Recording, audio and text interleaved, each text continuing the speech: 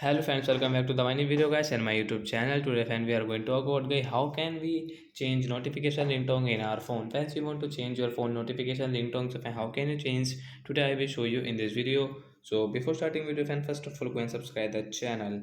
So friends, now let's see how can we change notification ringtone in our phone. First of all guys, we will on our phone setting guys. After on phone setting guys, scroll it. Friends, click on guys your phone sound and vibration setting guys.